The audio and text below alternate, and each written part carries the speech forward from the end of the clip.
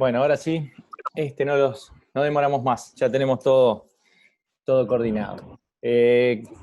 Como les decía al principio, bueno, primero, muchas gracias a Jorge Pinazo y a todo el equipo de Medicina Intensiva de Paysandú, que tiró arriba de la mesa la inquietud de que podía ser necesario este apoyo, esta instancia de colaboración entre todos nosotros. Me parece que ese es el camino que tenemos que seguir e ir buscando la manera de compensar fortalezas y debilidades entre todos.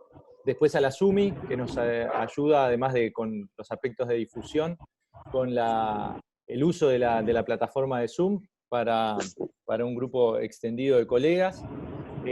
Además, se va a estar grabando esta sesión, por lo que por lo menos los aspectos más esenciales de lo que comuniquemos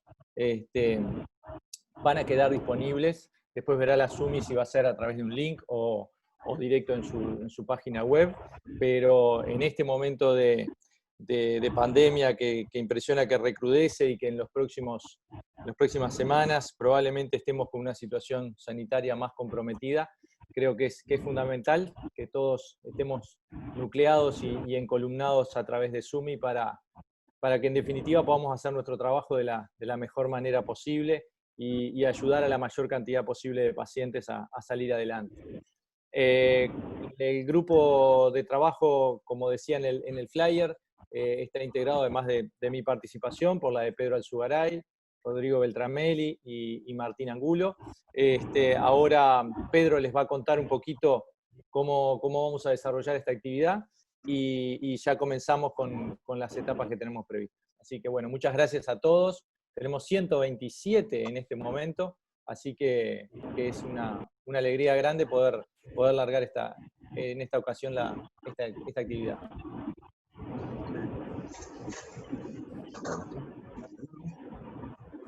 Hola. Bueno, Arturo, gracias por las palabras estas que iniciamos. Quiero agradecer a la Sociedad Uruguaya de Medicina Intensiva por facilitarnos la plataforma y bueno, van a ser capaz que tiene que ser una de varias instancias. Estamos entrando en una fase de la pandemia un poco más jodida, o un poco más comprometida capaz. No tenemos que asustar, siempre lo dije, que creo que cuando hicimos su primer Zoom hace en marzo, esta enfermedad hay que respetarla, pero no hay que temerle. Creo que por ahí va por ahí. Sabemos bien lo que tenemos que hacer, estamos preparados para hacer lo que tenemos que hacer. Ya sabemos bastante más de la enfermedad, de cómo se transmite, de cómo se contagia, cuáles son las cosas que tenemos que hacer para tratar de prevenir. Protección, lavarnos las manos y mantenimiento del distanciamiento social. Y con esas cosas vamos a mantener a raya el virus, vamos a mantener a raya la enfermedad, que realmente es una enfermedad jodida, pero bueno, pero tenemos herramientas para combatirla y para tratar de mejorar los resultados. Esta actividad se va a centrar en la oxigenoterapia de alto flujo. Muchos colegas nos pidieron un poco de información porque, bueno, el oxígeno de alto flujo está llegando a los diferentes departamentos y a las unidades de terapia intensiva. Es una técnica que llevará en Montevideo, en Uruguay en particular. Salvo los pediatras, la medicina de adultos debe tener 5 años en que empezamos a desarrollar y a utilizar el oxígeno de alto flujo, motivo por el cual hay unidades que todavía no tienen uno en pediatría y lo están ahora reutilizando o retransformando para usar en adultos. Así que la idea es hablar un poco de oxígeno de alto flujo y las bondades del oxígeno de alto flujo. Pero ya les digo que no es la panacea para el COVID. Muchos enfermos van a ir a la ventilación mecánica, algunos enfermos van a venir ya intubados y van a tener que ir a la ventilación mecánica, y algunos otros enfermos van a precisar ventilación no invasiva. Pero sí les digo que si tenemos oxígeno de alto flujo, es recomendable, si el enfermo llega lúcido a la unidad, utilizarlo siempre de entrada. Porque hay muchos enfermos, quizás un poco más de la mitad, que van a andar bien con el oxígeno de alto flujo, y que esos van a andar bien en general. Andan bien con oxígeno y se van a ir vivos y se van a ir de altas. En cambio, cuando van por el camino de la ventilación, en el mejor de los casos, y esto para las estadísticas mundiales, no solo para los números de Uruguay, un poco menos de la mitad se van a salvar, o la mitad se van a salvar en el mejor de los casos. aunque hay reporte de mortalidades más bajas, en general, cuando van a la ventilación mecánica, la mortalidad es más alta. Después igual vamos a hablar algo del no retraso, de la ventilación, etcétera, que sigue siendo un tema importante en la toma de decisiones de los intensivistas. Pero básicamente Arturo va a dar ahora, porque no me quiero extender más, una introducción con algunos conceptos fisiopatológicos y algunos aspectos bien prácticos, cortito. Arturo me mostró la presentación, iba a ser cortita. Y después Beltramelli también va a dar una presentación de la bondad del OAF o la utilización del OAF, que es bien aprovechable. Cualquiera de las dos charlitas van a ser aprovechables, me parece. Después tenemos un video que es casero, pido las disculpas del caso cuando vean el video, pero bueno, es un video que hicimos en el laboratorio un poco, le sacamos el audio, porque tratamos de hacerlo con audio y quedó mal, así que va a ser un video mudo, donde uno de nosotros, Beltramelli y yo que estamos acá, vamos a tratar de explicar cómo funcionan las opciones de oxígeno de alto flujo que hay en el mercado. En realidad les vamos a mostrar dos opciones, pero son dos tipos de opciones de oxígeno de alto flujo. Y después vamos a dejar abierto un panel de preguntas y discusión, Martín, Arturo, Beltra, yo y todos los expertos que hay del otro lado, que hay bastantes, porque hay de todo allí, pero creo que todos hoy somos un poco expertos en esto, a pesar de que el presidente dice que en un mes va a formar gente para atender pacientes, dijo ayer en la conferencia de prensa. Sabemos bien que, bueno, eso es seguramente para no generar alguna alerta o alarma pública. Los intensivistas somos los que estamos acá, no van a haber más, no van a haber más, lamentablemente, y nosotros vamos a tener que arreglar para resolver todos los problemas que esta pandemia desafiante nos presente en el decorrer de los meses antes de la vacuna. Adelante, Arturo. Vale, muchas gracias, Pedro. Ahora voy a compartir mi pantalla, son 4 diapos.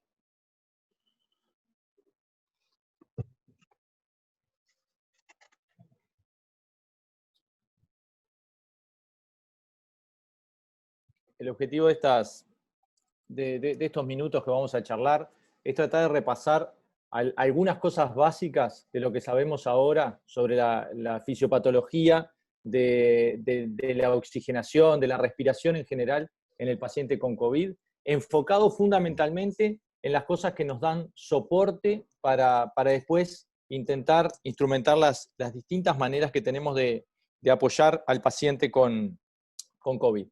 En principio, arriba a la izquierda tenemos un esquema que nos va mostrando dos aspectos que yo considero fundamentales que tenemos que tener claro de esta enfermedad.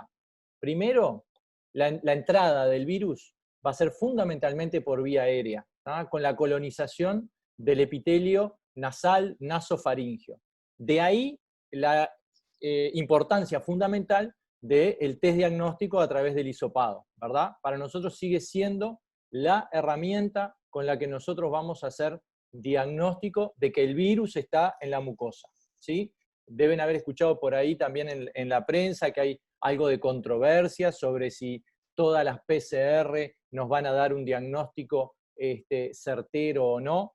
En definitiva, no le podemos pedir a las herramientas más de lo que las herramientas dan, y la PCR es un sistema de amplificación que, partiendo de una base de que se toma la muestra a nivel nasofaringeo, esa amplificación con la termocicladora nos va a dar la posibilidad de saber si hay o no fragmentos virales en la mucosa del paciente.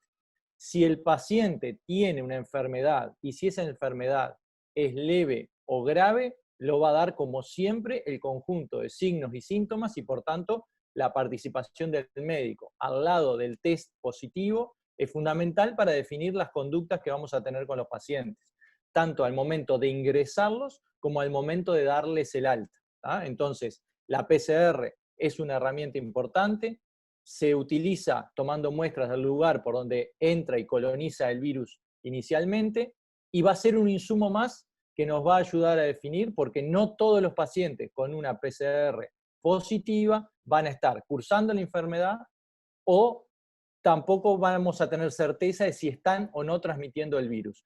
Esa información de la PCR la tenemos que juntar con el contexto clínico y evolutivo del paciente. La mayoría de nuestros enfermos, o de los positivos que tenemos en la comunidad, van a tener esta colonización a nivel nasofaringeo y van a tener la posibilidad de que su enfermedad sea grave si esta infección se traslada al resto del árbol bronquial y el tejido pulmonar, y desde allí pasaje al sistema capilar pulmonar, que es el cuadro que tenemos a la derecha, y mientras están también en el sector nasofaringeo la posibilidad de tener compromiso del sistema nervioso central. ¿Tá? Estas son las tres patas grandes que vamos a ver parcial o gravemente comprometidas en nuestros pacientes en CTI cursando una enfermedad, ya sea entre moderada y grave, como los tenemos en intermedio, o pacientes extremadamente graves cuando están en CTI con ventilación invasiva. ¿Ah? Hay que acordarse de esto, nuestra enfermedad va a tener un compromiso de vía aérea y tejido pulmonar, de capilares pulmonares y de sistema nervioso, tanto a nivel del sistema nervioso central, como es la posibilidad de hacer una encefalitis, como la alteración del sistema de control de la ventilación que nos va a influenciar en el trabajo respiratorio, la sensación de disnea y la respuesta que vamos a tener a cualquier soporte respiratorio que hagamos del paciente. ¿Tá? Pero cada pata de estas nos va a aportar algunos de los componentes que luego vamos a ver que están en juego en nuestros pacientes. Es así que desde el punto de vista de la vía aérea y el tejido pulmonar, acá va a estar la fuente de hipoxemia, que va a ser nuestro signo cardinal y que probablemente sea el que guíe el pasaje de un paciente desde el sector comunitario, la internación en cuidados moderados, hasta el pasaje a cuidados intensivos.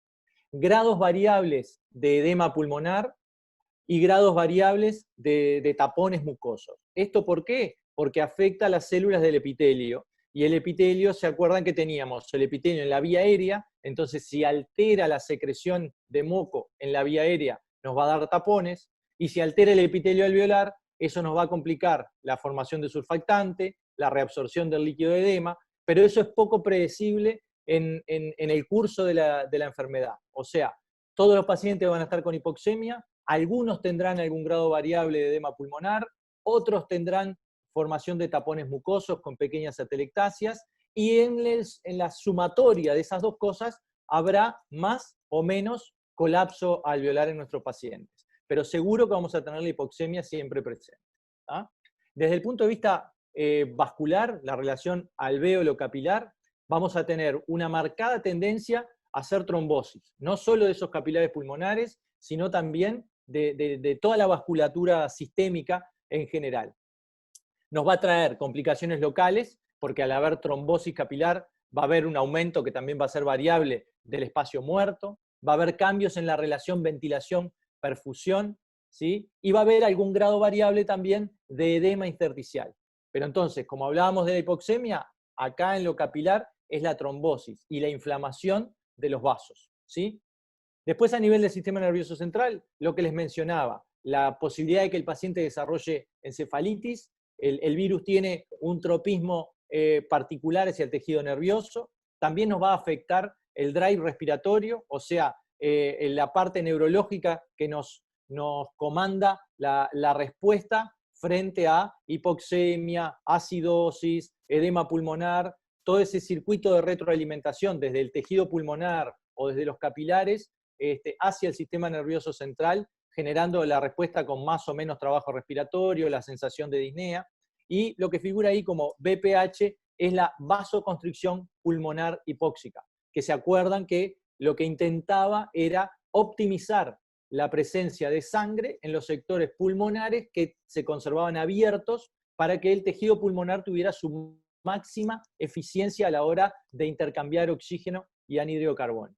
Entonces tenemos esta enfermedad que nos afecta a estos tres polos, en el que cada uno puede generar un perfil un poco distinto del paciente, y volvemos a lo que aplicamos con la mayoría de las patologías. No todas las recetas van a aplicar a todos los pacientes, pero seguramente si logramos identificar en nuestros pacientes cuál de estos tres componentes es el más afectado o cuál es la combinación que tiene nuestro paciente, probablemente tengamos más oportunidades de elegir una herramienta de tratamiento adecuada para el mismo.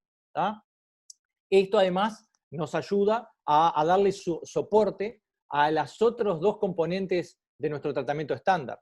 Vamos a tener un soporte respiratorio que intentaremos que sea parcial y no llegar a la intubación, pero como decía Pedro, hay un grupo de pacientes que lo va a necesitar y tenemos que identificarlo. Pero también tenemos un componente inflamatorio y por lo tanto el rol de los corticoides, y una gran tendencia a la trombosis intravascular. Y de ahí el rol de los anticoagulantes en el tratamiento de esta población de pacientes.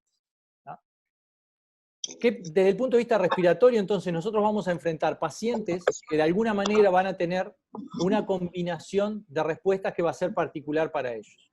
Por un lado, a la izquierda tenemos la reactividad vascular hipóxica, o sea, pacientes que se van a saber defender más o menos frente a la hipoxia, redistribuyendo el flujo pulmonar. Al mismo tiempo, esos pacientes van a tener una respuesta de su sistema de control de la ventilación que les va a generar mayor o menor disnea.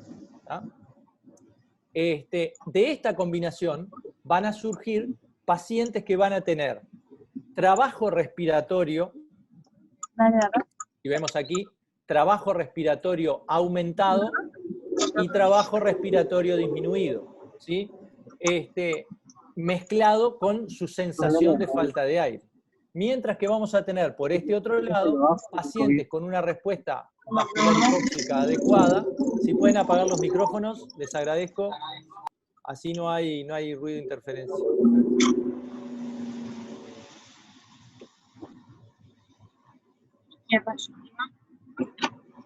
A ver, Robert, si apaga su micrófono, Robert. Perdón.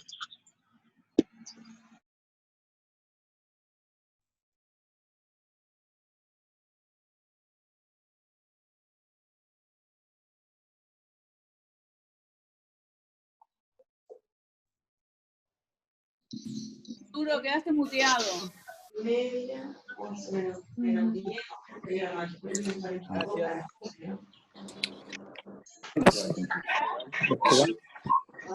Tenemos como mucho ruido de fondo de mucha gente hablando. A ver si, Sumi, si me apagan todos los micrófonos y me habilitan solo a mí. Es las admisiones ahí.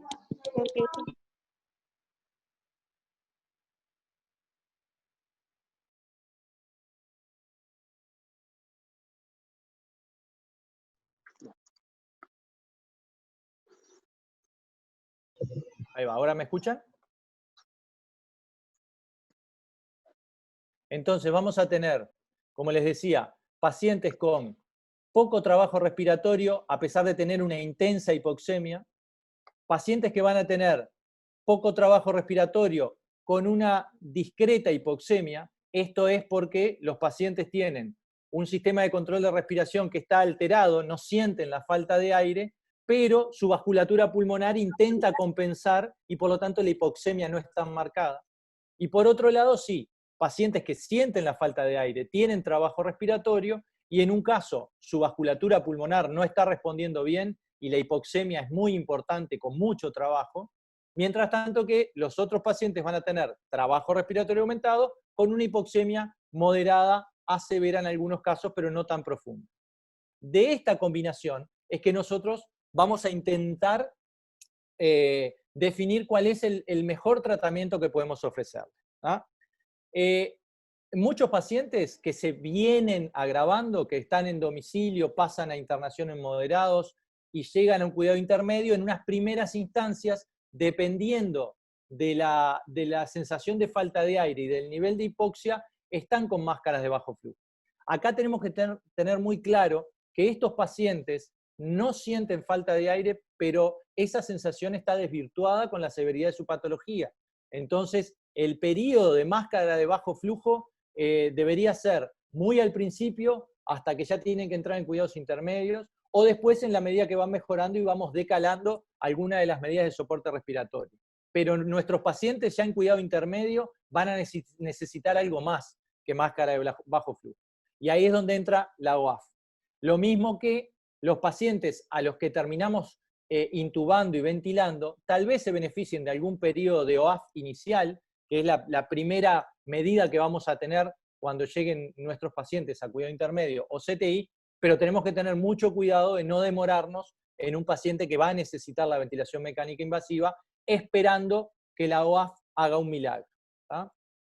En cualquiera de estos casos, la mayoría de las unidades no va a tener OAF disponible o va a tener muy pocas que se pueden consumir rápidamente. La BNI puede ser una opción. Recuerden que hay pacientes que van a tener grados variables de edema pulmonar, de colapso, algo de fatiga muscular, y tal vez la BNI en cualquiera de estos casos pueda ser una opción. Y si no tenemos OAF, obviamente vamos a darle la oportunidad de una ventilación no invasiva y ver qué respuesta nos da el paciente en cada caso. ¿Por qué, además de las razones fisiopatológicas de por qué este soporte respiratorio puede ser adecuado o no para el paciente, hay un concepto que es bien claro y lo manejaba Pedro al inicio. La OAF no es la panacea, es el que mejor se comporta en un grupo grande de pacientes, pero no porque tenga un beneficio en sí mismo, sino porque probablemente es menos dañino que los otros mecanismos de soporte respiratorio.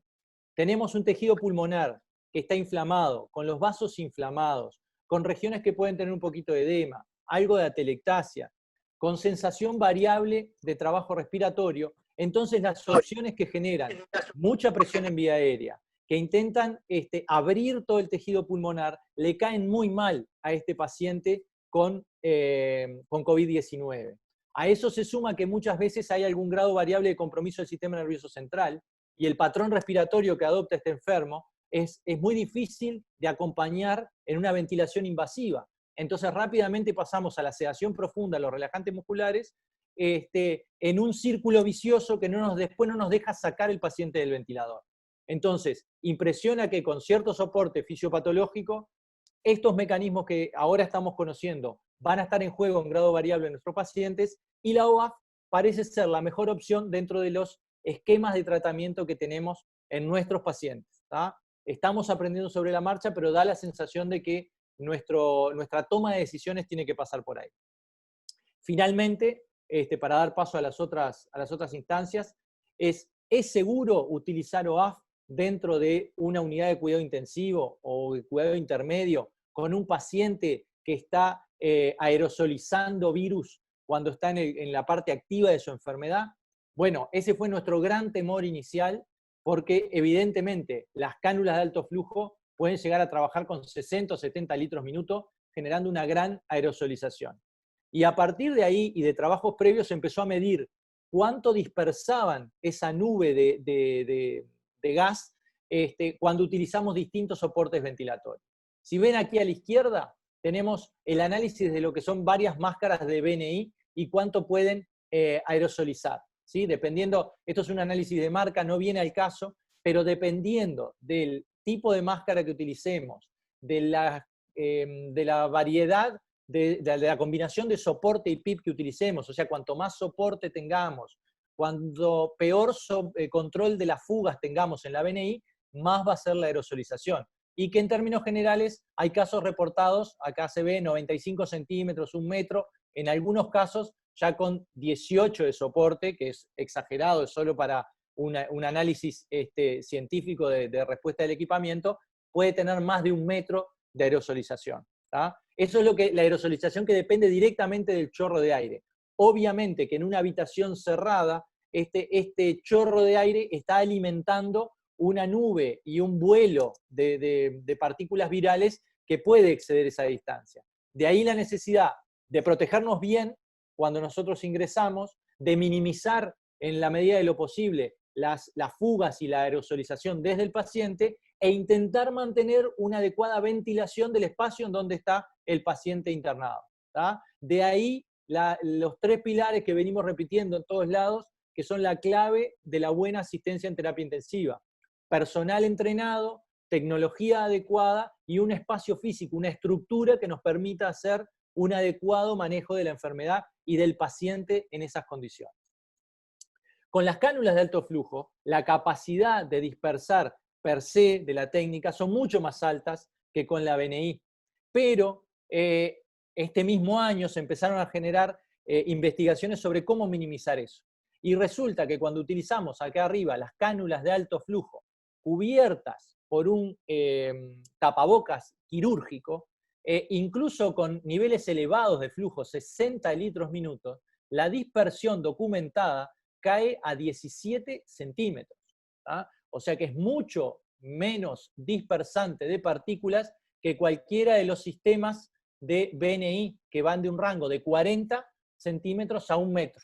¿Tá? Tenemos que pensarlo en términos de cercanía con el paciente, qué cosas vamos a hacer y tener en cuenta que si el paciente está utilizando el barbijo quirúrgico por arriba de la cánula de alto flujo, la dispersión va a ser extremadamente baja.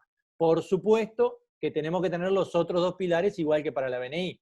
Equipo acorde a la exposición que vamos a tener al virus y a lo que vamos a interactuar con el paciente, y una ventilación ambiental que sea lo mejor posible para minimizar esa nube que va persistiendo por un tiempo más prolongado y a distancias más prolongadas que estos 17 o 20 centímetros de dispersión directa. Entonces, básicamente lo que intentamos cuando hacemos oxígeno de alto flujo es colocar un barbijo quirúrgico. La pantalla facial es opcional, dependiendo de la disponibilidad que haya, de la tolerancia del paciente. Recuerden que una de las virtudes de la OAF es su alta tolerancia y su capacidad de dar al paciente más movilidad y control de sus actividades cuando está en la cama. Por lo tanto, una cánula con un barbijo quirúrgico parece algo razonable. Se le permite al paciente, obviamente, cuando está solo en la habitación, retirarse el barbijo para maximizar el confort, y estar con una pantalla facial puede ser más complicado. Lo mismo que con la BNI. No tenemos posibilidad de agregar un sistema de tipo barbijo quirúrgico por encima de la máscara de BNI. Podemos usar una pantalla facial, pero depende mucho de la tolerancia. No se olviden que además el paciente ya está tolerando el arnés de la BNI, y colocarle además una cincha a nivel frontal con la pantalla facial puede ser extremadamente incómodo. Bueno, no quería aburrirlos más, me parecía que teníamos que hacer un repaso medio breve de estas 3 o 4 cosas que nos guían la toma de decisiones, elegir cuál es la mejor herramienta terapéutica, y damos paso a Rodrigo, que les va a hablar específicamente de la técnica de la oxigenoterapia de alto flujo.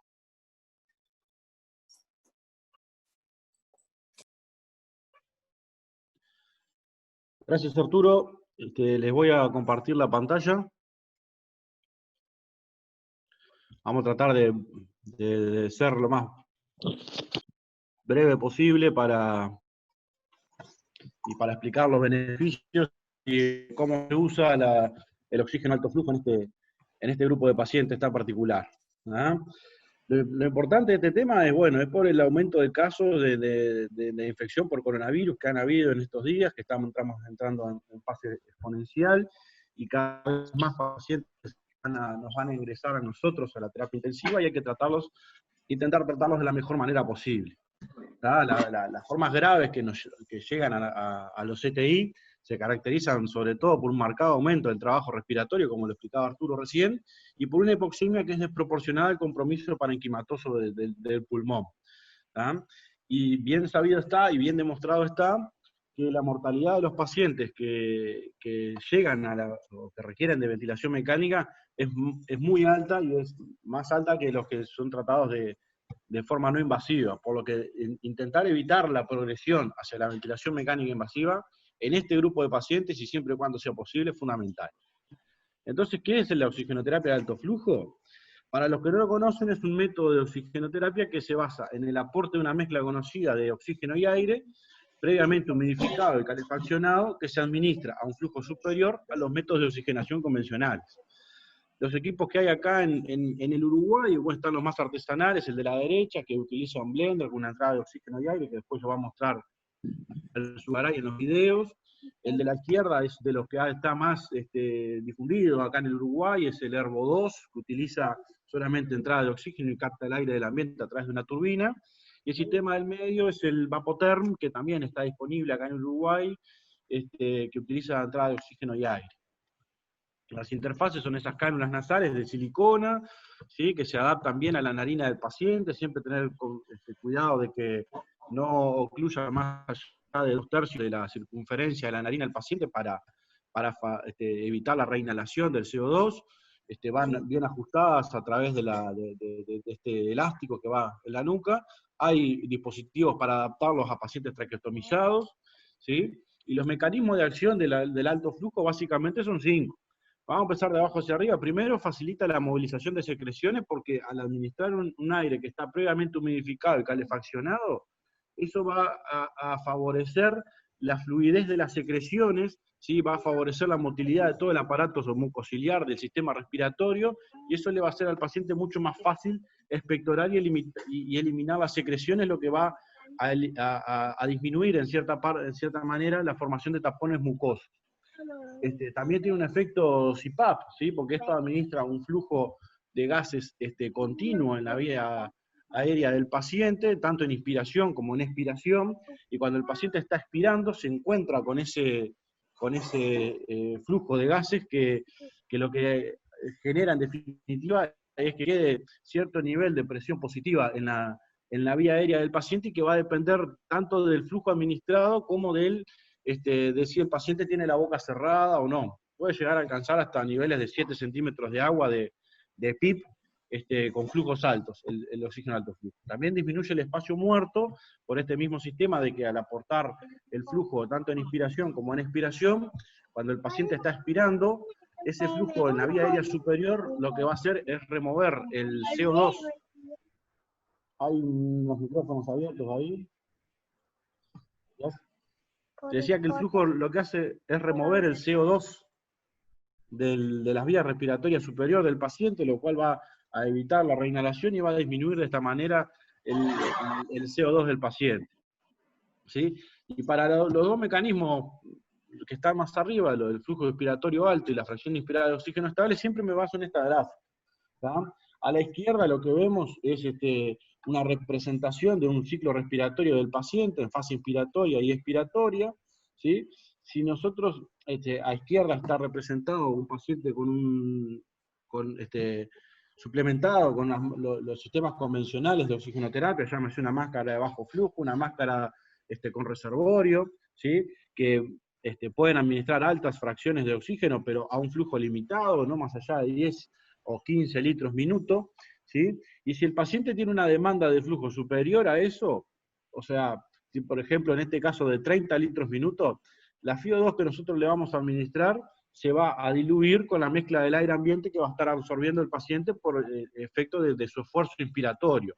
Además, que con el flujo que le vamos a administrar no vamos a estar satisfaciendo las demandas inspiratorias del paciente, por lo tanto no vamos a tener ningún efecto sobre el trabajo respiratorio que va a estar generando ese paciente, ni sobre el alivio de la sensación de disnea.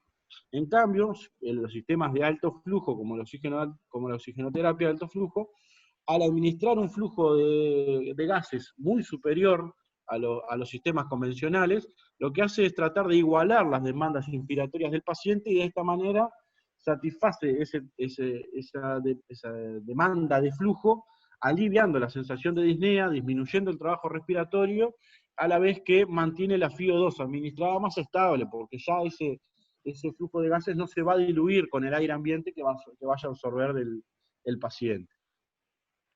¿Sí? Esto es lo que les decía hoy del efecto CPAP, que la administración del flujo continuo de gases lo que hace es generar presión positiva en las vías respiratorias del paciente. Acá compara el alto flujo con una máscara de flujo libre, y lo que se ve es que puede llegar a alcanzar niveles hasta de 7-8 centímetros de agua, dependiendo del flujo administrado y sobre todo si el paciente mantiene cerrada la boca o no, ¿tá? Porque esto va a disminuir las fugas de aire y va a mantener niveles de presión más estables. También el alto flujo lo que hace es aumentar la capacidad residual funcional del paciente, por lo tanto mejora el área de intercambio de gases, mejorando de esta manera la oxigenación. ¿Cuáles son los beneficios? Y bueno, como les decía, al administrar un alto flujo y satisfacer las demandas inspiratorias del paciente, en definitiva lo que vamos a hacer, vamos a estar disminuyendo el trabajo respiratorio que genera. Estos son trabajos a modo de ejemplo, nada más. Acá vemos cómo disminuye los niveles de presión esofágica, que es un equivalente al nivel de esfuerzo respiratorio del paciente, y esa disminución del esfuerzo es mayor a medida que van aumentando los flujos administrados. También disminuye el trabajo respiratorio medido en joules. Esto hace que disminuya la frecuencia respiratoria comparado con la oxigenoterapia convencional, ¿sí? De los pacientes disneicos. También mejora los parámetros gasométricos, mejora los niveles de CO2, mejora los niveles de pH, ¿sí? incluso en pacientes EPOC, ¿sí? Al principio se pensaba que este tipo de dispositivo no podía usarse en los pacientes hipercámnicos porque liberaría la vasoconstricción pulmonar hipóxica y agravaría la insuficiencia respiratoria, pero esto se demostró que no es tan así, sobre todo en los pacientes EPOC con niveles de hipercapnia leves, menores de 55, puede usarse con seguridad siempre y cuando se haya una monitorización adecuada. Todo esto de la satisfacción del trabajo respiratorio, la mejoría de los parámetros ventilatorios, se traduce en una menor necesidad de intubación orotraqueal de los pacientes con insuficiencia respiratoria, cuando se los compara con los mecanismos convencionales de oxigenoterapia. Inclusive, esto es un trabajo del 2015, disminuye la necesidad de intubación cuando se compara con la ventilación no invasiva. Esto es superior en pacientes con niveles de PAFI más bajos.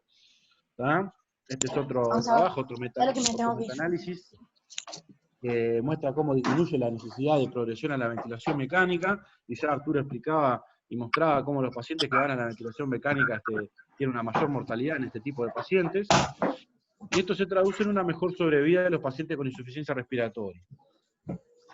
Es un método seguro que prácticamente no tiene contraindicaciones formales, salvo el paciente que esté preparo o con una insuficiencia respiratoria severa, con compromiso de conciencia severo, o si tiene niveles de hipercapnia muy altos, mayores de 55, 60, ¿tá? Y es fácilmente de implementar y fácilmente de monitorizar. Prácticamente la monitorización es clínica, ¿sí? Con la frecuencia respiratoria, se tiene que ver una disminución de la frecuencia respiratoria a medida que se va aumentando los flujos administrados, tienen que desaparecer los tirajes, mejoría de la saturación de pulso y del nivel de conciencia. En suma, el alto flujo mejora los parámetros gasométricos y fisiológicos, disminuye la necesidad de ventilación mecánica, tiene más días libres de ventilación mecánica cuando se lo compara con los métodos de oxigenoterapia convencional. Esto se traduce en una menor mortalidad de los pacientes y es seguro y con pocas complicaciones. Ahora, cuando empezó todo el tema de la pandemia, al principio se pensaba que estos mecanismos, dispositivos no podían utilizarse por el riesgo de dispersión de los aerosoles y demás, pero después hay mucha literatura, prácticamente se está publicando un trabajo cada 2 días del uso de oxigenoterapia de alto flujo en pacientes con COVID, ¿tá? Pero yo me voy a basar básicamente en las guías de la OMS y de la Survival Sepsis Campaign de fines del año pasado, de principios de este año, que establecen 2 puntos bien claros. El primer punto es cuándo iniciar el soporte de oxígeno, ¿sí? Hay una fuerte evidencia que demuestra que iniciar el soporte de oxígeno cuando el paciente desatura por debajo de 92 o 90% inclusive, y no administrar oxígeno cuando el paciente tiene una saturación más allá de 96%. Y esto está demostrado desde hace varios años, pero este es el trabajo más grande, es el trabajo IOTA, que metió como 7.000 y pico de pacientes, que demostró que los pacientes que se buscaba un objetivo de saturación de 97% o superior tenían peor sobrevida que los pacientes que se ubicaban con un target objetivo de saturación entre 92 y 96%. ¿Sí? Esto es un gran metaanálisis con mucha cantidad de pacientes metidos y demostró una menor sobrevida en los pacientes que se buscaban objetivos de saturación más altos. Y la Survival Sepsis Campaign, las guías del OMS, lo remarcan y lo recalcan a eso. La otra recomendaciones es el uso del oxígeno de alto flujo por encima de la terapia convencional en los pacientes que ingresan a CTI. Esto tiene un nivel de recomendación débil, moderado a esa altura del año, pero después con los trabajos que han surgido lo han cimentado una evidencia más fuerte en este sentido. Incluso se recomienda el oxígeno de alto flujo por sobre la BNI, que tiene indicaciones particulares, llámese en los pacientes EPOC o con falla cardíaca. Y para esto me basé en este trabajo de un grupo de Filadelfia, ¿sí? Que lo que comparaba la mortalidad en pacientes que eran tratados con oxigenoterapia de alto flujo con los que iban a la intubación, y se ve que la sobrevida de los pacientes tratados de forma no invasiva con oxígeno de alto flujo era superior cuando se lo comparaba con los pacientes que eran ventilados, un 35% de mortalidad en los pacientes ventilados contra casi un 3% de los que marchaban bien con alto flujo, y esto también se traducía en menos días de estadía hospitalaria y menos días de estadía en CTI, lo cual es muy importante a medida que van aumentando el número de casos y el número de ingresos a la terapia intensiva. ¿Ah? Acá es un trabajo que compara el uso de alto flujo y BNI en pacientes COVID. Se ve que prácticamente no hay diferencias en los parámetros clínicos de frecuencia gasométricos, ¿sí? Y lo que sí hay una diferencia a favor en la frecuencia respiratoria, a favor del alto flujo, hay una mayor disminución de la frecuencia respiratoria cuando se lo comparaba con la BNI, y prácticamente no tenían diferencias en la tasa de mortalidad o de progresión a la ventilación mecánica. ¿Tá? Y esto también se basa en el tema de la aerolización de las partículas, como explicaba Arturo. Este trabajo compara todos los equipos de administración no invasiva de soporte ventilatorio y la distancia de dispersión de las partículas. El que menos distancia tiene de dispersión es el Helmet, que lamentablemente acá en Uruguay no hay, que tiene 0 de dispersión porque el paciente tiene todo está cerrado a nivel del cuello, entonces eso cae todo a nivel del dispositivo y no hay aerolización de partículas hacia el ambiente. El que le sigue es la máscara de no reinhalación, y seguidamente del oxígeno de alto flujo, que tiene, como explicaba Arturo hoy, 17 centímetros, 20 centímetros de dispersión de partículas. Y esto se explica sobre todo por la administración de estos flujos. Esto es un trabajo que mostraba cómo lavaba el CO2 de la vía aérea superior, pero explica bien cómo también el tema de la aerolización de partículas se ve favorecido por el alto flujo, ya que en expiración, como se mueve a la derecha, genera un flujo turbulento de gases, lo cual hace que las partículas tengan menos distancia de recorrido una vez que salen de la vía aérea del paciente, menos de 20 centímetros, 25 centímetros de dispersión. Y esto es importante porque también disminuye más a medida que usamos los métodos de protección, de las máscaras quirúrgicas y las caretas faciales. El alto flujo incluso tiene menor dispersión que los equipos de CPAP o la máscara oronasal. Incluso, esto me sorprendió, la cánula nasal convencional, la dispersión de partículas es la que mayor dispersión tiene es con la cánula nasal convencional, que puede llegar hasta 1 metro de dispersión de los aerosoles, ¿sí? Y cuando se lo compara con la BNI, llega a casi 75 centímetros, y eso va a depender de las presiones administradas. Es una diferencia importante entre la distancia de dispersión de las partículas. ¿Tá? Siempre utilizar métodos de protección, como explicaba Arturo. Se puede usar el tapabocas quirúrgico en los pacientes con oxígeno de alto flujo sin problema. Lo ideal es la utilización de una careta de protección facial, pero como decía Arturo, a veces no es incómodo o no hay suficiente cantidad de material disponible, ¿sí? Pero si eso para el paciente, obviamente el equipo de salud tiene que utilizar todos los elementos de protección personal, la careta, el tapaboca, las sobretúnicas impermeables. Eso disminuye el riesgo de infección prácticamente cercano a 0. ¿Ah? Y en cuanto a la monitorización del oxígeno de la terapia de alto flujo en los pacientes con COVID, bueno, traje este trabajo nomás para mostrarle que menos es más, ¿sí? No hay que guiarse tanto por la saturación en este tipo de pacientes, ni por la oxigenación. Se ve que la saturación y la FiO2, y por lo tanto el índice PAFI o SAFI que se utiliza en estos pacientes, es un mal predictor de éxito de la terapia de alto flujo. Hay que guiarse por los parámetros clínicos, sobre todo el descenso de la frecuencia respiratoria, que es la curva roja, es la que tiene una mejor predicción del éxito de la terapia de alto flujo en este grupo de pacientes. Y después ahora cuando hable al Sugaray, que va a contar de la experiencia de él, del tratamiento de estos pacientes, uno ve rápidamente cómo mejora la frecuencia respiratoria, cómo disminuye el trabajo respiratorio de estos pacientes y se mantienen confortables, incluso con saturaciones por debajo de 90, ¿sí? Entonces hay que guiarnos mucho por la clínica. No hay que hacer tanta gasometría, porque capaz que si nos guiamos solamente por la gasometría, terminamos ventilando a pacientes que podrían haber marchado bien con terapias no invasivas. Y por último les dejo este esquemita acá de las guías americanas del tratamiento de los pacientes con COVID. ¿Sí? Primero tratar de evitar la intubación endotraqueal si es posible, pero bueno, incluso se puede utilizar el prono vigil en los pacientes con oxígeno alto flujo, pero capaz que eso es tema para otra charla. Pero se ha hecho, hay trabajos en Chile que han mostrado beneficios y ha sido efectivo. Acá en Uruguay creo que hay algunas experiencias, algunos casos, no sé bien si fueron efectivos o no, pero sé que hay algunos pacientes que estuvieron en prono vigil. Pero bueno, todo apunta a que tratar de ser lo menos invasivo posible, se reportan beneficios en este tipo de pacientes, y bueno, una vez que llegan a la ventilación mecánica, tratar de ser lo más protectivos posible con el pulmón de los pacientes para no sobreagregarle el daño asociado a la ventilación mecánica. Y bueno, y por acá termina la presentación. Les voy a mostrar unos videos que preparamos con Alzugaray sobre el oxígeno de alto flujo para los que no lo conocen.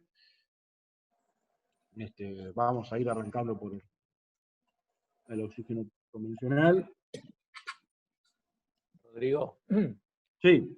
No, un comentario, porque a propósito de los videos que vas a mostrar, lo importante es la técnica, ¿no? En los distintos lugares probablemente van a tener acceso a alguna de las marcas, como decía Pedro, pero también tenemos opciones artesanales, o sea que dependiendo del equipamiento que tengan, a lo mejor en algunos lugares se puede explorar esa posibilidad de juntar una parte de equipamiento reciclado junto con la compra de las calderetas para humidificar y las cánulas, ¿verdad? Exacto, no hay una diferencia entre un equipo y otro, lo que hay es,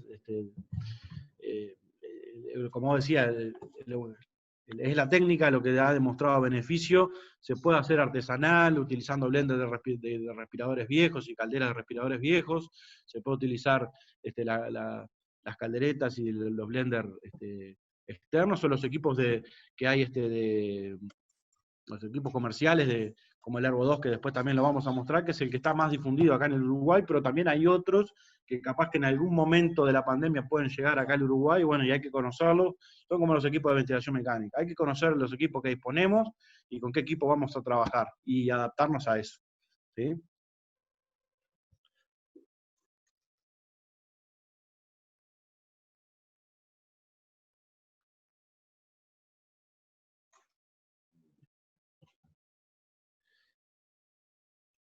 ¿Están viendo el video? Se ve la pantalla, pero no el video. Se ve el escritorio de donde tenés la carpeta con los videos. Pero... Está.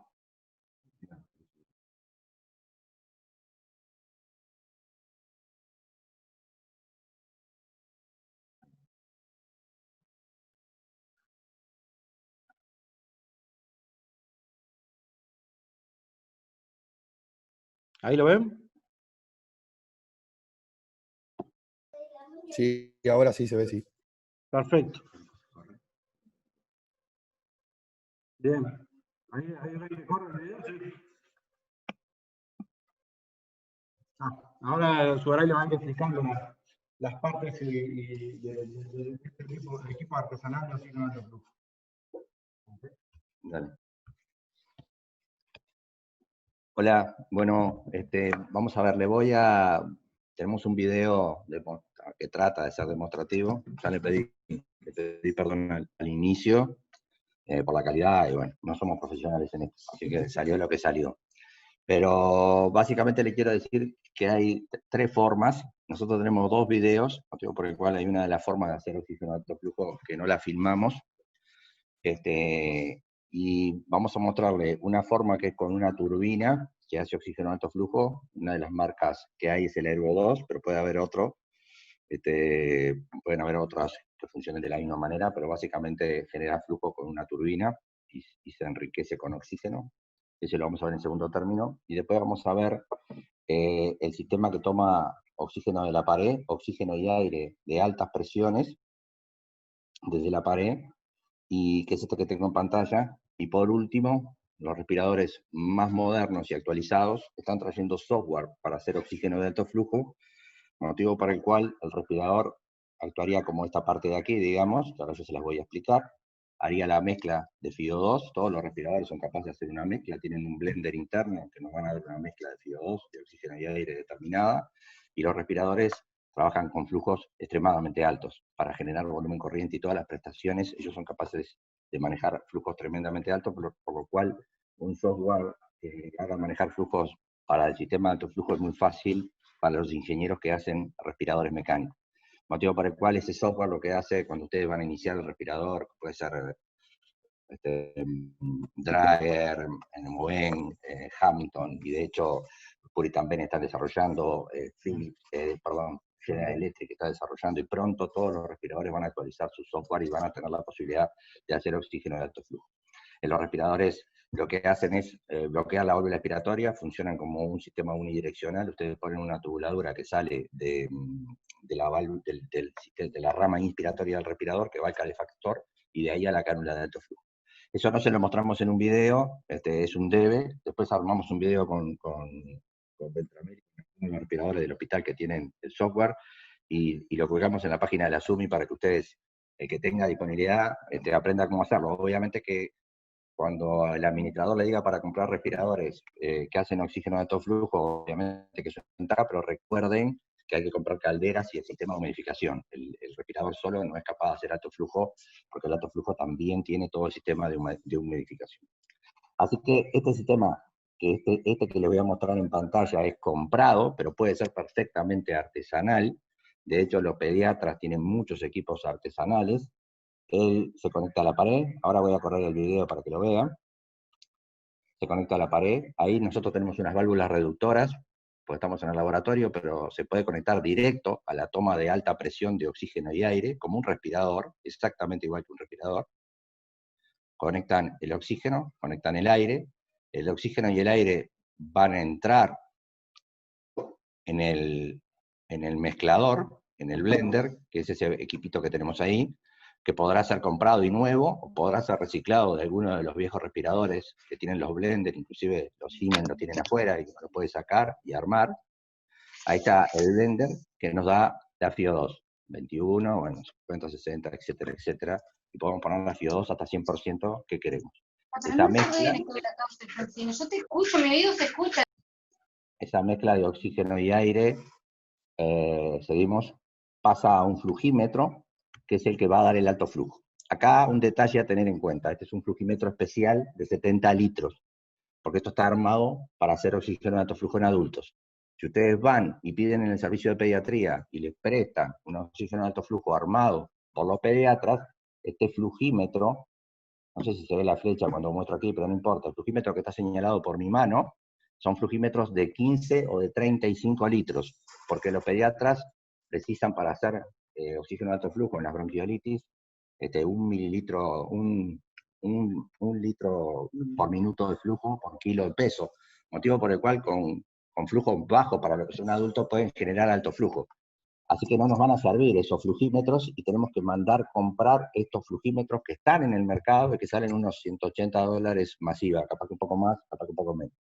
Así que del blender al flujímetro de 70 litros,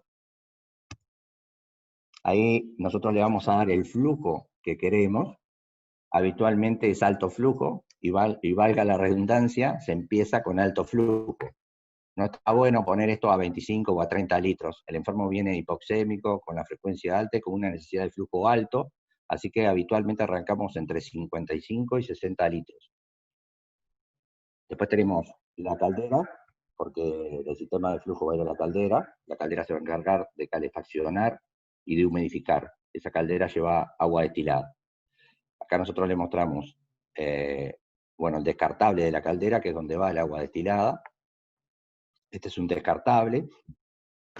Hay calderas que no lo tienen descartable esto, y que se llenan y se vacían, que se esterilizan. Fíjate, como que eso que yo no lo encuentro mucho. Puede ser otra opción. Mucho. Estas calderas descartables se le conecta un sachet de agua destilada, y por gravedad se va llenando, ¿sí? Y no hay que estar apretándolo ni esperar que se llene. Uno lo deja ahí, se llena automáticamente y lo empieza a usar inmediatamente el autoflujo, y el agua se va regulando sola. Lo que sí hay que tener cuidado es que a las horas se va a consumir toda el agua y hay que cambiarle el sachet. Sí, no, nunca va a ser oficio. Nunca ser oficio. Siempre va agua destilada, ¿sí? Eso entra a una de las ramas de la caldera, y por otra de las ramas, acá le estoy mostrando una tubuladura que es descartable. También pueden ser tubuladuras no descartables y reesterilizables. La ventaja del sistema descartable es que la tubuladura es calefaccionada. Entonces, tiene un feedback de retroalimentación con la MRS850 de Fisher & Paykel, pero puede ser para caldera de cualquier marca, y lo que hace es calienta la tubuladura y no condensa. Si no, esto tiende a condensar mucho y hay que ponerle trampas de agua. Si el sistema es muy artesanal, hay que ponerle trampas de agua, porque si no se llena de agua y le va el agua a la nariz del paciente. Con los sistemas descartables, eso no pasa y funciona perfectamente. Se conecta a la parte electrónica para la temperatura de la tubuladura, se prende la caldera. ¿Qué es lo que vamos a hacer ahora? Abrimos el oxígeno y el aire.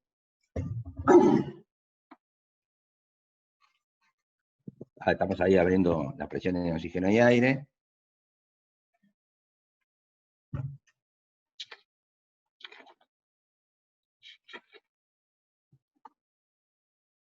Enchufamos la caldera y la prendemos. Ahí damos la FiO2 que queremos. Habitualmente empezamos con 50% y el flujo, como les dije, flujos altos de inicio, ¿sí? Más de 50, yo les diría que empiecen con 60 litros, después vemos. Y ahí empieza a mandar flujo, prendemos la caldera. Tienen una posibilidad para máscara y otra posibilidad para sonda orotraqueal. Ustedes regulan, hay que dejarlo apretado, ahí está. Ustedes regulan y ponen para máscara porque lo van a hacer con catéter nasal. Porque estas calderas también sirven para ventilación invasiva, ¿no? La temperatura que te marca ahí, cuando uno lo pone para máscara facial, él automáticamente va a ir a 34 grados. Si uno lo pusiera para ventilación invasiva, va a ir a 37 grados. La diferencia es que inyecta el aire en la nariz y el resto de la calefacción lo hace el sistema anatómico, y si no, le inyecta el aire directamente en la tráquea, entonces lo calienta a 37 grados, que es lo que nosotros hacemos cuando respiramos el aire del ambiente. Y bueno, y ahí les muestro la cánula, que es lo que termina de completar el equipo, ¿sí? La cánula, que es lo que le explicaba Rodrigo. Hay 3 medidas: small, large y media, y hay que elegir entre el tamaño para cada agujero de cada nariz, de cada paciente, obviamente. Son muy confortables, son de silicona, blanditas, y el paciente le cambia la vida. Se lo puedo asegurar porque es lo que nos dicen los pacientes cuando le ponemos esto. Respiran tranquilo, baja la frecuencia y mejora la humidificación. Decirles que si optan por los sistemas, si se puede, y compran, el sistema de tubuladura, caldera, sale unos 1.000 y algo de pesos, 1.800 pesos, son descartables, pero dura todo el tratamiento del paciente, y la cánula, que se puede reutilizar, la cánula nasal, sale $15.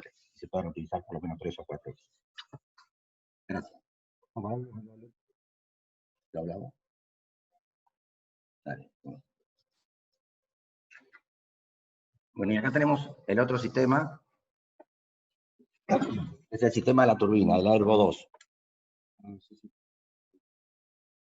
¿Se está viendo? Sí, se ve bien, pero sí. ¿Se ve bien? Perfecto. Bien, aquí tenemos el Airvo 2 entonces. Este es el equipito. Nada, es una turbina, es un equipo que tiene una turbina, la caldera la tiene incorporada allí, yo ahora voy a mostrar cómo se conecta. Tiene la ventaja de que no lleva aire y presión de la pared, de alta presión, motivo por el cual esto se puede usar en una sala común. Precisamos una toma de oxígeno común.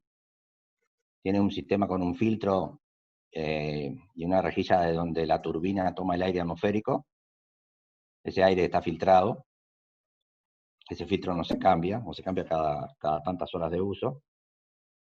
Y después tiene el sistema de la caldera que les mostré hoy, que lo tiene incorporado a la turbinilla. Ahí está el sistema, que este es un sistema así, obligatoriamente y exclusivo para este equipo. También es descartable, con esos costos que les dije más o menos. Cuando digo descartable, no significa que hay que descartarlo todos los días. Si el enfermo está 15 días, esto funciona 15, 20, hasta 30 días funciona. Después empieza a fallar el sistema de calefacción de la tubuladura y empieza a condensar agua, y si tenemos muchos días, hay que cambiar el sistema. Viene todo incluido allí. Allí tienen el sistema que yo les mostraba hoy para ponerle agua destilada, que también es por gravedad y se llena automáticamente.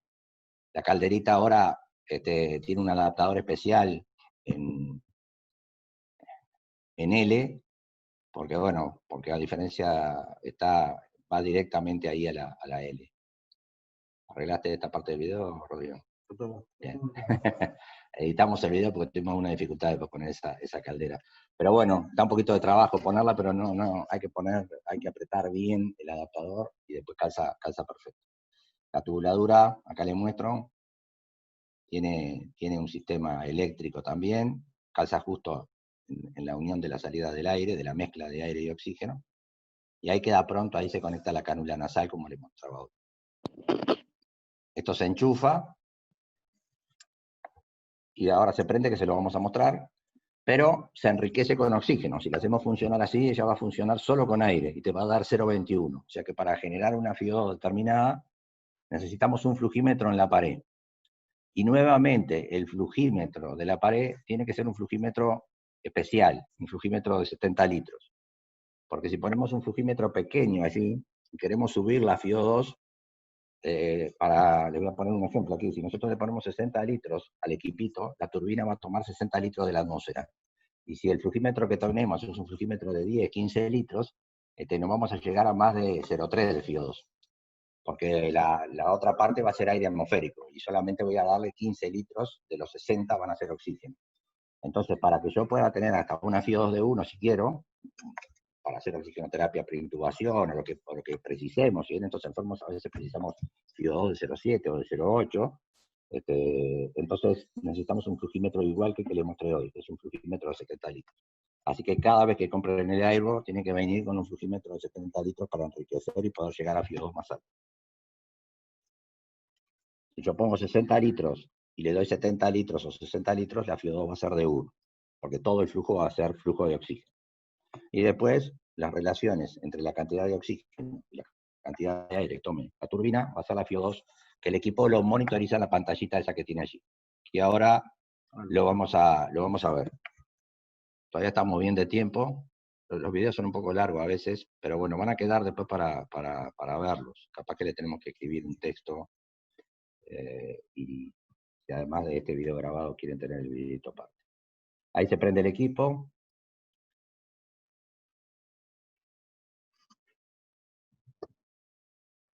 Él demora un ratito. El equipo se desinfecta, que yo le voy a mostrar cómo. Es muy sencilla la desinfección del equipo.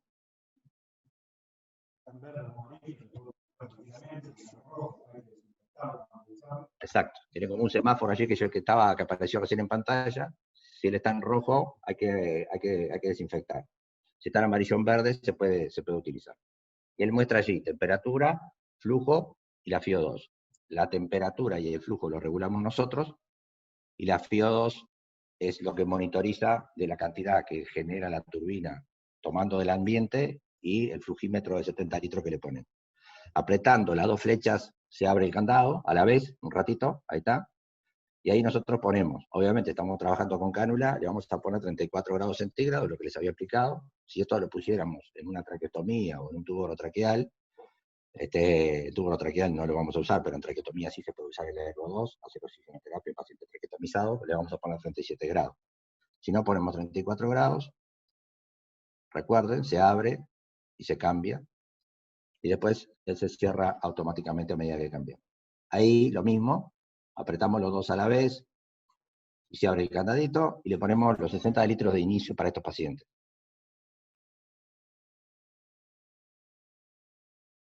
Confirmamos, ahí queda con la temperatura, y él monitoriza. Si tenemos cerrado el oxígeno de la pared, él va a generar los 60 litros tomando la turbina del aire ambiente, y va a dar 0,21,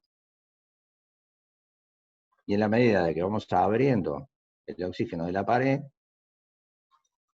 él va a ir subiendo, perdón, la FiO2. Va de 21 hasta 95. En realidad, la FiO2 puede llegar a 100% si yo le pongo los 60 litros ahí, ¿ok? Bien sencillo de manejar, nada, y muy útil, y los enfermos realmente quedan confortables con esta técnica. Voy a mostrar, ahora viene la parte de la esterilización, ¿no? Y bueno, y la parte de la esterilización, nada, es ¿podemos adelantar un poquito, no? ¿Está en otro video? Sí, está en otro video. Le voy a mostrar 2 segundos. Si hay enfermeras en el auditorio, pero no importa, igual es bien fácil. El Airvo 2 tiene un sistema que es una tubuladura roja que viene dentro de la bolsa, dentro del bolsón de él. Esa tubuladura roja se conecta de la manera indicada en el manual, pero es de la salida de la mezcla a una de las tomas de los humidificador, y así se prende. Demora un ratito, y cuando él se prende de esa manera, enchufado, él toma aire de la atmósfera caliente y lo hace circular por ese sistema durante 50 minutos, una cosa así, y cuando termina pone la lucecita del semáforo verde que está pronto para ser usado. O sea que cada vez que terminan de usarlo, se le hace este procedimiento de esterilización al equipo. Y la tubuladura que les mostré se tira, se descarta y se pone otra. Esa tubuladura sale 2.000 y pico de pesos. No, la roja no, perdón, la roja no se descarta, la que se descarta es la que usamos con el paciente. Esta roja se usa todas las veces para esterilizar. Él demora un poquito ahí, pero ahora va... Vamos a adelantarlo. Ahí está. Cuando queda pronto, te dice el tiempo restante y va en conteo negativo hasta que queda pronto para ser usado de nuevo. Bien, por acá terminamos y quedamos a disposición para preguntas, Artur. Sí, Pedro, estoy recorriendo un poco el chat porque tenemos varias preguntas ahí por el chat, así que las vamos a ir tirando. Sí. Antes, Artur, solamente dos cosas. La primera, felicitarte, Arturo, porque esta fue tu idea, un poco a pedido de algún colega del interior. Ahora sí, a punto de partida, pero fue a pedido de algún colega del interior. Empezamos a pensar algo que era más bien puntual y terminó siendo algo bastante general y bastante más útil, me parece, porque lo aprovechamos, o lo podemos aprovechar todos. La cátedra de medicina con Arturo y el laboratorio de exploración con Martín, Beltramel y mi persona, nos ponemos a disposición en esta pandemia para cualquier duda que surja en cualquier aspecto, no solo por la experiencia que podemos tener nosotros hoy estando en Montevideo y teniendo más casos que algunos de los colegas que están en otro lado, aunque en el chat ahora están participando gente de Montevideo también y capaz que hasta han visto más pacientes que nosotros. Igual nos ponemos a disposición absoluta para consultar dudas. Y hace un rato revisaba el chat y vi a Osiris. Con Osiris hemos hablado alguna vez porque a veces genera ansiedad tener enfermos 25 días ventilados, etcétera, etcétera. Son enfermos de largo aliento. Hicimos lo mismo en la pandemia del H1N1 y me parece que ponemos a disposición, está bueno. Yo hablo por los demás, pero lo tengo a Arturo, que lo estoy viendo ahora en pantalla, que hace así con la cabeza, y mi equipo sin lugar a duda que está disponible y estamos a las órdenes para eso. Solamente eso antes de empezar con la ronda de preguntas. Dale. Genial, Pedro. Porque de hecho, vamos a ser honestos, cuando recibimos los primeros, entre los 2 o 3 centros que teníamos los primeros pacientes, estábamos hablando entre nosotros todo el tiempo, buscándole la vuelta, a ver si a todos nos pasaba lo mismo, o sea que esto es ir aprendiendo e ir aprovechando la experiencia de todos los colegas, ¿no? Voy repasando un poquito entonces algunas de las preguntas. Algunas ya algo las comentamos. Primero, a todos los que se conectaron un poco más tarde, porque hubo algún problemita para engancharse, me confirma Mariana Noya que sí, que la presentación quedó toda grabada y que va a quedar en el canal de YouTube de la SUMI, o sea que a partir de ahí se puede consultar y replicar por todas las redes y las vías que se pueda.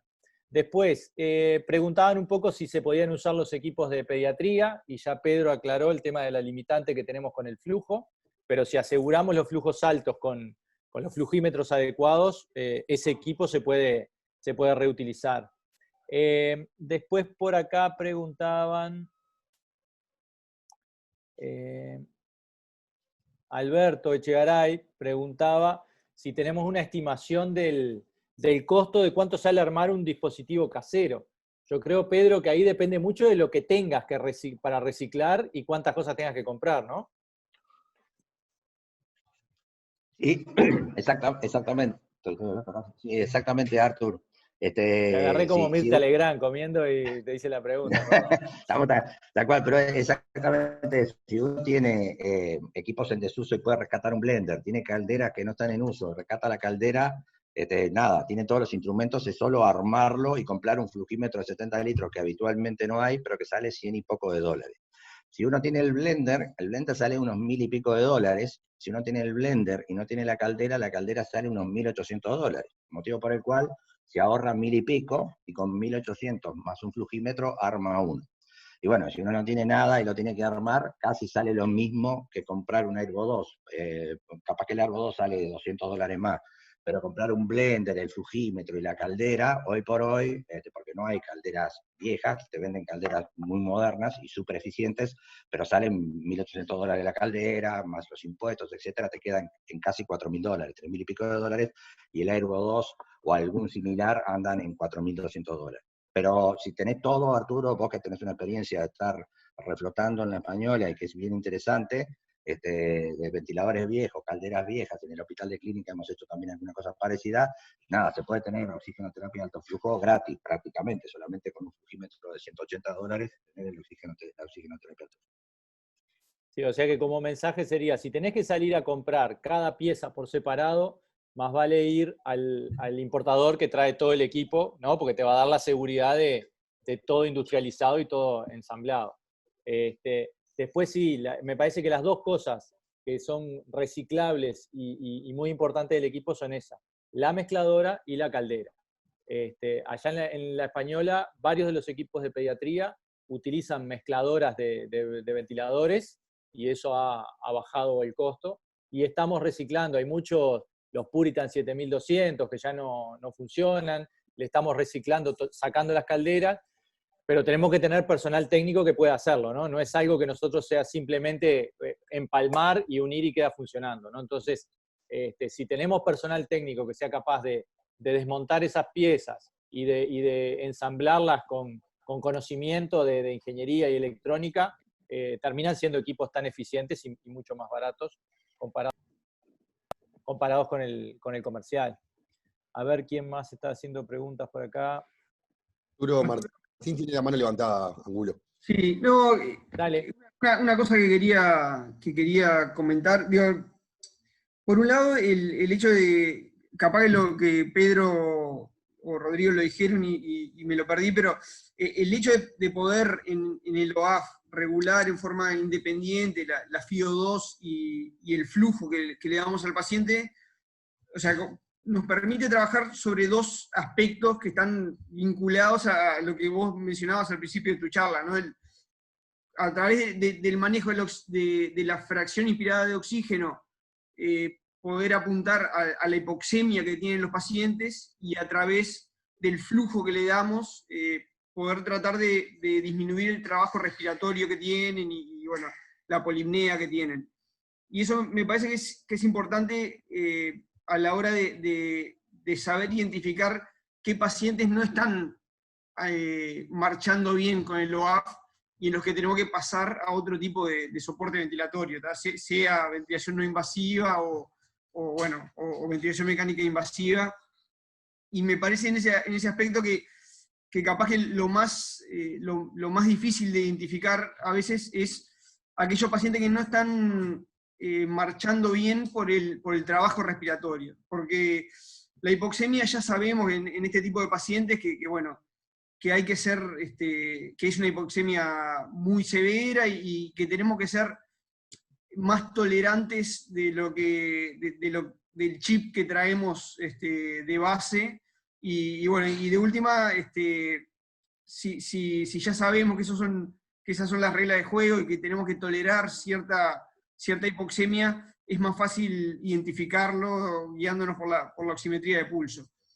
Pero el trabajo respiratorio aumentado, capaz que es algo que puede pasar más desapercibido, porque no tenemos una alarma que nos suene en el monitor que diga que el paciente está desaturando, y capaz que es más difícil de identificar, y eso sí creo que es algo que tenemos que tratar de seguirlo diariamente a este tipo de pacientes, porque en algún momento podemos llegar a tener que tomar la decisión de decir, bueno, por más que la hipoxemia de este paciente no ha empeorado, el trabajo respiratorio viene aumentando, y eso no hay tanta evidencia en COVID, pero sí en otras patologías. Está bien demostrado que el aumento del trabajo respiratorio, la polipnea mantenida, puede promover o aumentar el daño pulmonar. Entonces, creo que esos pacientes son los que tenemos que vigilar más de cerca y no minimizar, no cegarnos por el hecho de que capaz que la placa no está peor, que la hipoxemia no está peor,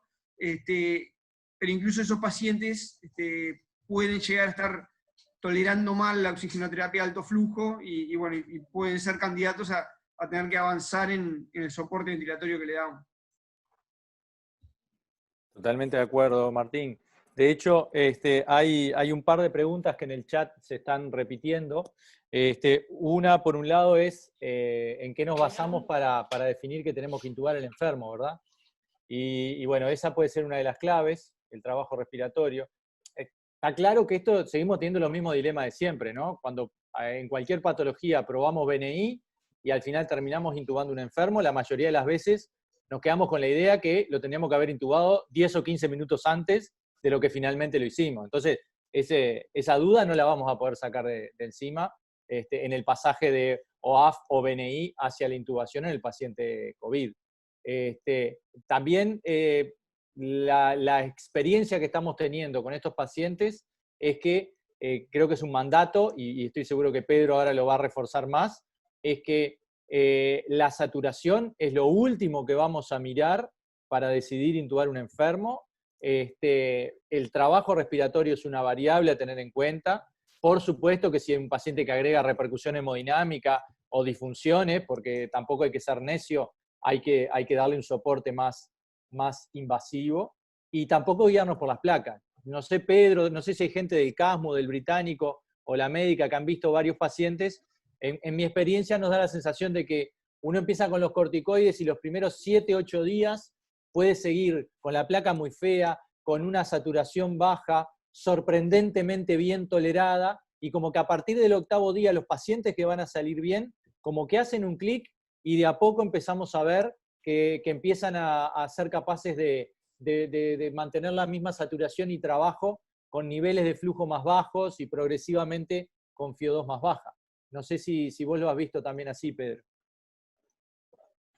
Sí, Artur, me parece bien importante, aparte, bueno, si están las preguntas en el chat, el tema de la toma de decisiones en este aspecto del tratamiento, capaz que es lo más complejo, ¿no? Que nos pasa en toda la patología, como vos recién acabás de hablar y decir, Arturo. Yo no tengo duda que cuando haya muchos números y nos muestren cómo andan los enfermos que van por el camino de OAF o BNI y que tienen que ir a la ventilación mecánica después, los que se retardan van a andar peor de los que se ventilan más precoz, porque pasa en toda la enfermedad. Ya hay mucha evidencia de que la ventilación espontánea forzada genera daño y es capaz de dañar al pulmón. Beltramelli está trabajando en eso, en un proyecto con presión esofágica.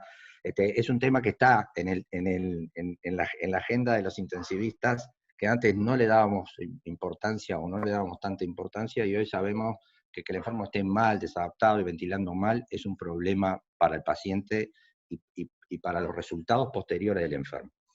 Ahora, acá cambia un poco el chip, porque en las otras enfermedades tenemos más elementos para tomar la decisión. Si el enfermo desatura, si el enfermo no va bien con el intercambio de gases, si el enfermo se pone hipercápnico, si los requerimientos de presión de OAF son máximos, si los requerimientos de ventilación invasiva estamos con un soporte de 12, estamos con una PIB de 12, bueno, son todos signos de alarma y sabemos que ese enfermo, si en 2 horas no revertimos esa situación, lo mejoramos, o sea, lo llevamos a la ventilación invasiva. Y no mejora. Pero acá cambia, porque los requerimientos de OAF van a ser alto de entrada, porque se lo vamos a poner nosotros alto. Ni siquiera vamos a estar probando requerimientos más bajos al inicio, porque sabemos que se benefician, de hecho hay trabajos que muestran que se benefician de requerimientos altos de OAF en otras enfermedades, y uno lo lleva al COVID y pone flujo de 60, FIO2, que a veces subimos y tenemos FIO2 de 0,8, porque el enfermo tiene una hipoxemia muy, muy importante, a veces precisamos 0,8 para que sature 89. Entonces lo tenemos con 0,8 y con 60 litros. Y alguien podría decir, no, con 0,8 y 60 litros hay que ventilarlo. Y yo diría, no, no hay que ventilarlo. Y sí me voy a volver a centrar en lo que muy bien trajo a la discusión Martín. La frecuencia respiratoria parece clave acá. Y yo diría, de la frecuencia respiratoria tiene que ser nuestro buque insignia, como decimos a veces, para tomar esa decisión. Si el enfermo tiene menos de 20, y vamos a poner rango, porque a los médicos nos gusta tener alguna receta, yo le voy a tirar una receta particular que me parece importante. Si tienen menos de 25 de frecuencia, el enfermo va a andar bien. Olvídense de ese enfermo, aunque sature 83, ese paciente va a andar bien, porque como dijiste vos, Arturo, hacen un chip después de un determinado tiempo y empiezan a mejorar. En un momento uno lo va a ver y estaba saturando 89, empieza a saturar 94, después 98, después 99, le baja el flujo y lo detecta rápidamente porque el enfermo mejoró. Aunque después al aire desatura, pero ya salió de esa etapa grave. Y pasa sistemáticamente, porque ya lo hemos visto, en más de 20 enfermos que llevamos visto con esta enfermedad, hemos visto ese comportamiento. Cuando la frecuencia está entre 25 y 30, me parece que es ese amarillo que tenía el Ergo 2 ahí para usar por la esterilización. Ese semáforo amarillo, me parece que es una precaución, pero no me apuraría a ventilarlo, porque si bien al principio, recuerdo a Mato en marzo de una charla y él decía que si tenía más de 25 había que ir a la ventilación mecánica, hoy sabemos que si esos enfermos que están entre 25 y 30 no hacen acidosis metabólica y nosotros lo podemos soportar y saturan 90, 89, 92 y zafan, van a andar bien también. Y si los llevo a ventilación, los estoy soportando en el mejor de los casos a la mitad de mortalidad, no 50% de sobrevida, en el mejor de los casos. Uruguay tiene 77% de mortalidad en los enfermos ventilados, de acuerdo a los últimos datos que mostró la SUMI. O sea, peor, si lo llevamos solamente va a tener un 20% de chances. Tampoco tenemos otras alternativas como ECMO o alguna otra alternativa más sofisticada, y si la tenemos es muy, pero muy puntual. Entonces, menos de 25 no me preocupo, entre 25 y 30 pongo ese semáforo, y cuando está por encima de 30, ahí empiezo a aplicar el criterio de las 2 horas. Si el enfermo tiene 34 y en 2 horas no logro zafarlo de esa situación, entonces yo ahí iría a la ventilación mecánica. Y no lo dejaría 3 días, porque si lo dejo 3 días, que me ha pasado, porque no soy un sabio en esto, y lo que digo después no lo cumplo, porque después, lo he dicho varias clases alguna vez, el enfermo te levanta los pulgares, y el enfermo te levanta los pulgares y te dice, no, doctor, yo estoy bien, no estoy cansado, y tiene 35, o sea, porque el enfermo también participa en esa decisión. Y a veces nosotros en ese contexto aguantamos y aguantamos hasta que un día nos dice, estoy cansado, no puedo más, y ese día tiene, bueno, ya se agotó, ese día ya se agotó, y probablemente lo que decía Arturo, lo tenía que haber ventilado 2 días antes, o 15 minutos antes, o lo que fuera, siempre nos va a quedar esa duda, ¿cuál era el punto exacto para ventilarlo? Pero me parece que 30 yo pondría ese límite, si la frecuencia está entre 28, 30, 28 para abajo, aguantaría, si está abajo de 25 me quedaría muy, pero muy tranquilo, y si está arriba de 30 y sobre todo arriba de 35, no esperaría más de un par de horas, sobre todo arriba de 35, si en 2 horas no lo logro encaminar, tengo que intubarlo, no, yo no tendría duda en eso, porque seguro voy a fracasar. Buenísimo. También habían hecho alguna otra pregunta sobre el tema del prono en el paciente con OAF o con BNI. Voy a hablar exclusivamente de los 2 o 3 casos en los que lo hicimos. Por lo general es mucho más cómodo hacerlo con la UAF porque le da otra mayor movilidad al paciente y al equipo. Lo hemos usado de manera intermitente cuando por algún motivo nos parecía que no estaba rindiendo lo mismo el AOAF con los parámetros con que habíamos empezado. Lo hemos hecho por periodos cortos, de repente 1 o 2 horas, con un paciente que todavía está colaborando con nosotros. Con la BNI es mucho más difícil de instrumentar, ¿verdad? Una posición en prono, con el arnés, la máscara, es casi que imposible. No tenemos experiencia como terapia estandarizada y prolongada, ¿no? Es difícil mantener un paciente sin pseudoanalgesia boca abajo por un tiempo prolongado, pero como esas opciones de que a veces por 2 o 3 horas nos pueden ayudar, recuerdo por lo menos 1 o 2 casos donde realmente hizo la diferencia. Ganamos esos puntos de saturación que después permitieron que el enfermo, al volver a supino, tuviera una mejor tolerancia. Después, lo que hablábamos ahora, Pedro, el tema de cómo vamos destetando un paciente de la UAF. creo que las dos claves son esas, ¿no? El paciente, en algún momento podemos ver que se mantiene el mismo nivel de trabajo respiratorio aunque le demos menos flujo, y después empezamos a bajar de a poco el aporte de oxígeno para ir controlando con la saturación. Y sí nos ha pasado que el salto que damos a la máscara de bajo flujo, por lo general es con desaturación, y tenemos que volver de manera intermitente al último escalón con que teníamos al paciente NOAF, ¿verdad? Artur, no, estoy casi. Sí, Un poco viendo la pregunta del chat, quiero contestar algunas que aparecieron ahí y creo que no se contestaron. Una dale. que pregunta si se pueden esterilizar las tubuladuras de OAF. Cierto. Obviamente que si el sistema es artesanal, uno las va a poder a esterilizar, son tubuladuras comunes, como la de los respiradores. A veces se pueden usar tubuladuras descartables muy, muy baratas y poner trampas de agua, porque sí, como el aire va calefaccionado, el aire va a 34 grados por dentro de la tubuladura y en el ambiente a veces están los aires acondicionados prendidos y hay 14 grados, 14 no hay, pero hay 20 grados, esa diferencia condensa, genera agua y esa agua después se le llena la nariz, la cánula, etc. Por lo tanto hay que ponerle trampa de agua, esas tubuladuras se esterilizan. Las tubuladuras de OAF, como tienen un cablecito para hacer la retroalimentación electrónica de la temperatura con el nebulizador, o sea, con el equipo, se pueden resterilizar, pero la resterilización sale más caro o casi igual que el insumo, porque se resterilizan con un gas especial, con peróxido, no hay en todos lados, y donde hay, cada esterilización sale, bueno, no importa, es una explicación, yo estuve averiguando específicamente para ver si se podía, las bandejas entran en un número determinado, y cuando uno hace el número de cuenta y la ampolla de peróxido, etcétera, etcétera, terminan saliendo 1000 y pico de pesos cada resterilización, cuando una tubuladura nueva de fábrica sale 1700 pesos.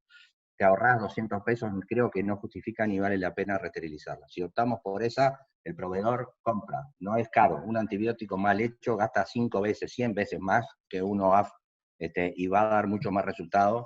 Así que yo no me preocuparía, no son insumos de $500 ni de $1000, son insumos de 1000 y pico de pesos que para un centro de salud es nada, ¿no? Es muy poca plata. Después hay otra pregunta. Por lo menos, Pedro, en el escenario ahora de que la industria tiene stock, ¿no? O por lo menos hay Que la flujo industria tiene como stock. para que Obviamente, vender. si la industria se quedara sin stock, tendríamos que empezar a esterilizar. Pero el tema, la industria tiene bastante stock de tubuladuras y por ahora tenemos suficiente como para poder afrontar esto. Bueno, sí, podría pasar un desastre y en ese caso tenemos que reconsiderar esto. Las podríamos esterilizar, pero en términos de costos es más o menos lo mismo. Para que tengan claro, si las esterilizamos es más un tema de logística que un tema de costo. Después hay otra pregunta, que pregunta cada cuánto hay que resterilizar el Airvo 2. El Airvo 2, cuando uno lo prende, le ponen el semáforo. Cuando uno lo va a usar y está amarillo, ya sabe que para la próxima utilización hay que poner el coso rojo y esterilizarlo. Si está verde, uno lo usa hasta que le avisa que está amarillo. Esa es la última utilización y la próxima habría que resterilizar el Airvo 2. Y después hay una Porque pregunta depende de mucho de Alberto. la cantidad de horas que los tengas en uso. O sea, Totalmente. Después está la pregunta de Alberto Echegaray por allí, que pregunta si hay en el mercado. Yo te puedo, Alberto, mirá, los Airvo 2, que son los que se están comercializando ahora, los otros habría que ver para armar artesanales, pero los Airvo 2, que son los que hay más, porque de hecho los Vapotherm y hay muy pocos, y la gente que trae esos equipos ha vendido menos porque son más caros, y los insumos salen un poco más caros, entonces hay pocos en el mercado, y si uno pide, no sé cuánto demoran en venir. Los Airvo 2 ahora no hay en el mercado, pero están trayendo más o menos unos entre 6 y 10 todas las semanas. O sea, entre cada 7 y 10 días están entrando entre 6 y 10 equipos. Ahora viene una partida de 10, que creo que 6 van para el CASMU, pero hay equipos. Si uno llama al proveedor y se anota, él va haciendo una lista y está trayendo. Entonces, cada una semana y algo habría equipos para comprar. A esa pregunta puntual ¿y quién es el proveedor? Bueno, ahí ya estaríamos haciendo un poco de propaganda, pero no, el proveedor es Elena Limitada, es el proveedor del Airvo 2. Después hay Medifix. Medifix que es proveedor de otra marca que también es neozelandesa, que también es buena, que es otro de los proveedores de Airvo, pero no sé cómo está Medifix, creo que ahora no tiene, habría que llamar a ver cuánto le demora a él traer equipos para hacer OAF.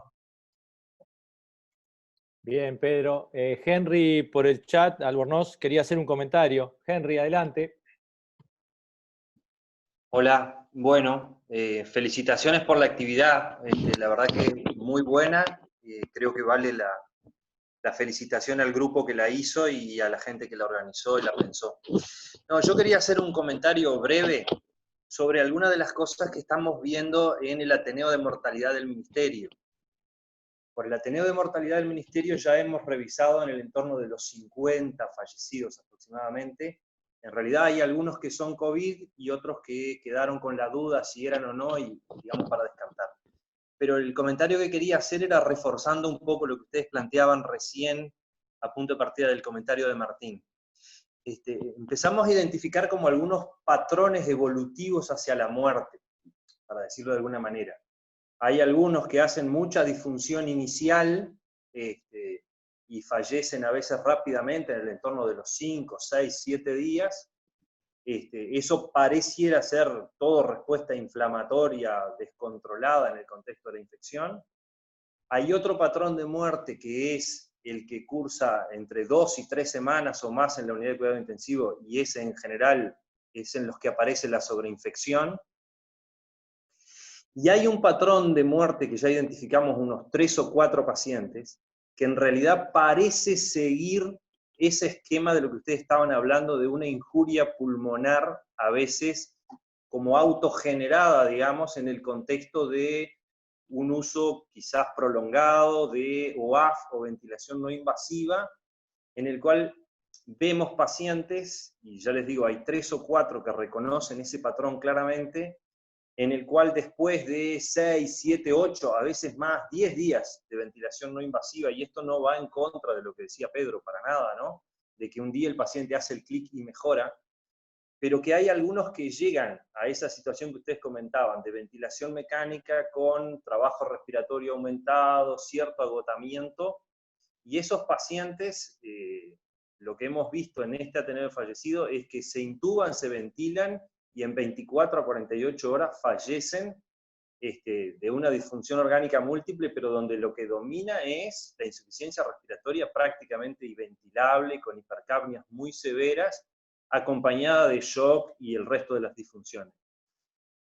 Y en esos pacientes de este patrón no se ha identificado infección, eso es lo otro que quería decir, porque en los otros, en ese patrón tardío que yo les decía de los otros, aparece algún microorganismo en las secreciones respiratorias, aparecen bacteriemias, ha aparecido alguna infección fúngica por Aspergillus y también alguna candidemia, probablemente primaria en ese contexto, pero este patrón que ustedes relataban de que puede ocurrir, yo les diría es eso, tenemos 3 o 4 pacientes que fallecieron que se reconoce, por lo menos parece reconocerse, diría yo, ese patrón que ustedes cuentan, de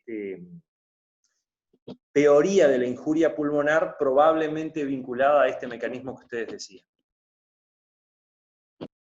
Muchas gracias, Henry. Evidentemente, en la medida que se pueda ir sistematizando y comunicando públicamente esa información, nos va a ayudar mucho, porque uno, por más que nos comuniquemos entre nosotros, no tenemos la capacidad individual de ir viendo todo el panorama y de ir sacando conclusiones. O sea que me parece que sería un aporte fundamental que desde el grupo de trabajo del Ministerio se pudiera ir sistematizando y comunicando esto que vos nos vas contando, ¿no? Con los aciertos y errores, porque las hipótesis y las teorías se van a ir adaptando al dato que vayas recibiendo, en definitiva. Entonces, teniendo en cuenta que la comunicación sea de repente con fechas claras para decir, bueno, a esta altura del año, con 50 pacientes, concluimos esto, y a lo mejor el año que viene, con 80 pacientes, la conclusión es otra, pero me parece fundamental.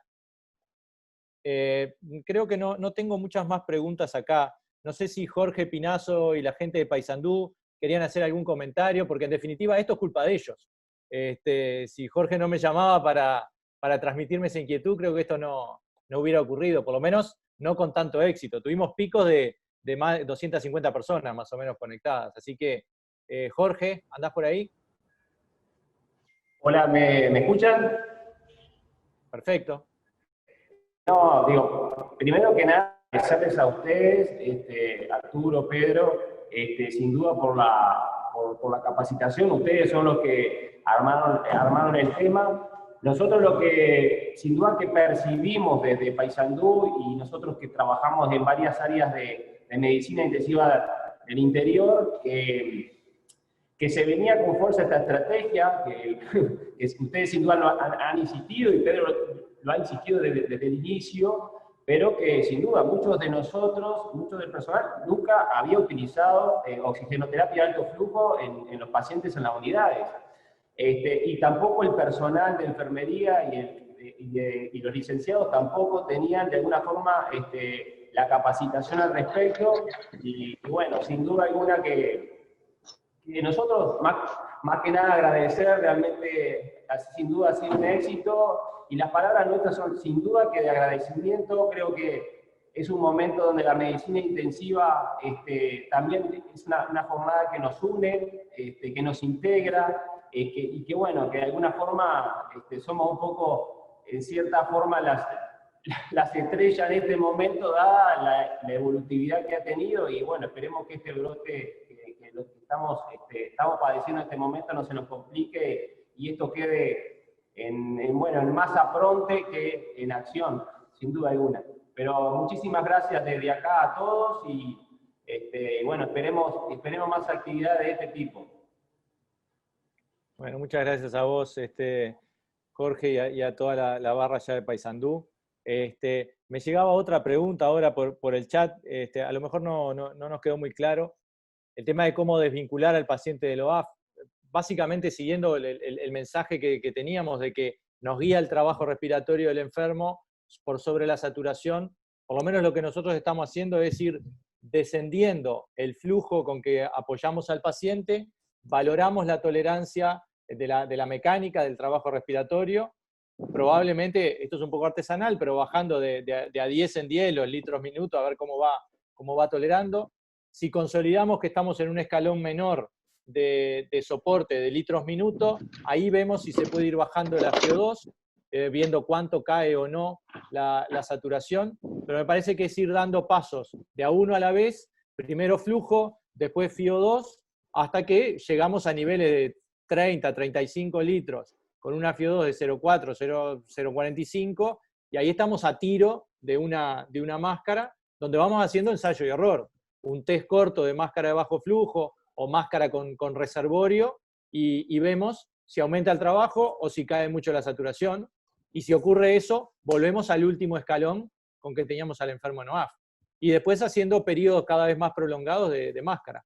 No sé, Pedro, si más o menos estamos alineados en eso. Sí, Arturo, estamos alineados. Mira, antes había otra pregunta que quedó colgada, quedó esa del destete, quedó otra que preguntaba, pulgares para arriba, 80, 85 de saturación y frecuencia de 25, si igual lo aguantábamos. O sea, bueno, ¿Dos pulgares o un pulgar? Después la combinación, exacto, la combinación de posibilidades puede ser infinita, ¿no? Pero yo le diría que sí, que la frecuencia es importante, ¿sí? Que la frecuencia es importante. Tengo un ejemplo de un par de enfermos que tuvimos que estar con 0,9 para que saturaran 88 y hasta 100% de oxígeno en el OAF durante un día o día y medio, que uno diría, ese enfermo hay que ventilarlo, si el enfermo estaba confortable y ese enfermo está en la casa, no se ventiló y ese enfermo está en la casa. Entonces yo le diría que la frecuencia respiratoria es importante. Y con respecto al destete, yo estoy de acuerdo en bajar flujo y FiO2, obviamente que si es este caso que el enfermo está con FiO2 1, es un rato, después uno baja FiO2 y no flujo, pero cuando uno está con 50%, empieza a bajar flujo y avanza hacia el destete a través del descenso del flujo, y la FiO2 la maneja entre 0,5 y 0,4. Lo que sí me parece que es importante, pero también lo has dicho vos, pero me parece recalcarlo, no es un problema grande el destete porque estos enfermos hacen ese clic. Lo van a ver.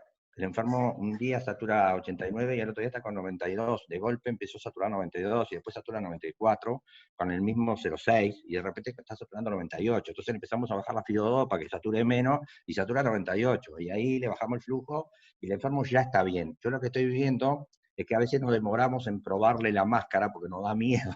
y estamos demorando a veces, dejar un día más, vamos a dejar, y seguramente están quedándose un par de días más de lo que tendrían que quedarse los pacientes. Pero bueno, me parece que ese es el camino, Arturo. No va a ser difícil detectarlos de la OAF, porque los enfermos empiezan a mostrar esa mejoría. Alguien preguntó por ahí en el chat, y perdona que me tienda porque no me gusta que quede ninguna pregunta colgada, pero alguien preguntó si esto se puede hacer en otras áreas que no sea terapia intensiva. Y bueno, puede llegar ese momento. Nosotros hoy, que estamos con una disponibilidad de camas aceptables, parece lógico, por todas estas cosas que estamos hablando, que es ideal que el oxígeno de alto flujo se haga en terapia intensiva. Sobre todo para esas tomas de decisiones que hablaba Henry, que hablaba Martín, que hablaste vos y que hablamos nosotros, que son decisiones pesadas, ¿no? Tomar decisiones de ventilar, sobre todo a la gente más joven, porque Henry, cuando habla de esos patrones, yo apostaría que son pacientes jóvenes, porque de hecho me ha pasado con pacientes que son más jóvenes. Con los viejitos más frágiles, la decisión de ventilarlo es más fácil, porque el enfermo se pone peor más rápido.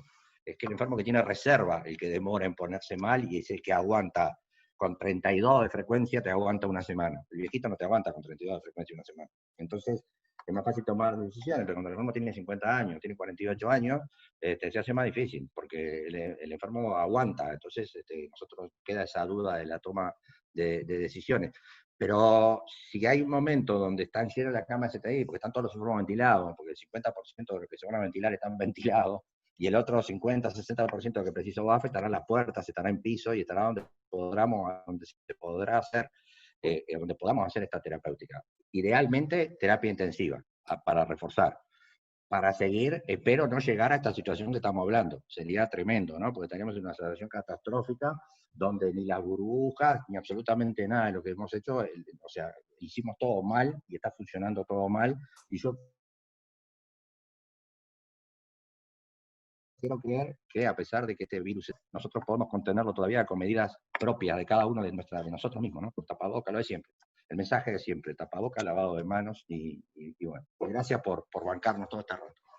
No, y además, Pedro, para terminar, es que tenemos el riesgo de que esto se transforme en una catástrofe y saturación, pero mientras no ocurra, tenemos la obligación de seguir haciendo lo que va a beneficiar más al enfermo. Entonces, el CTI es lo que hablábamos al principio, nos ofrece la combinación de gente entrenada, tecnología y espacio físico. Obviamente que en un box de emergencia, si no hay más remedio y tenés un pico de oxígeno y otro de aire, le podés conectar el OAF, pero vas a tener insuficiente ventilación, gente menos entrenada, y estás haciendo todo en un lugar porque no tenés más remedio. Entonces, como bien dijiste vos, sí es posible, pero mientras tengamos capacidad tenemos que seguir haciendo lo que sea mejor para el paciente.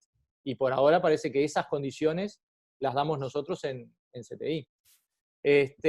Bueno, yo también, vamos a redondear, ya se hace tarde, y todos tenemos muchos pacientes para ver, así que les quería agradecer nuevamente a Jorge, a la gente de Paysandú, a la SUMI por el apoyo que nos han dado y por la posibilidad de que esta instancia quede grabada y se pueda seguir comunicando. A vos, Rodrigo, Pedro y Martín, por sumarse un segundo después que se los propuse. Así que bueno, esperemos que esto pueda ser un canal de comunicación fluido, como decía Pedro, tanto desde la cátedra como desde el laboratorio. Estamos a las órdenes para compartir experiencia y tratar de aportar lo que hemos ido aprendiendo en este camino y que esperemos que sume para el beneficio de los pacientes y para cuidar a nuestro equipo de salud.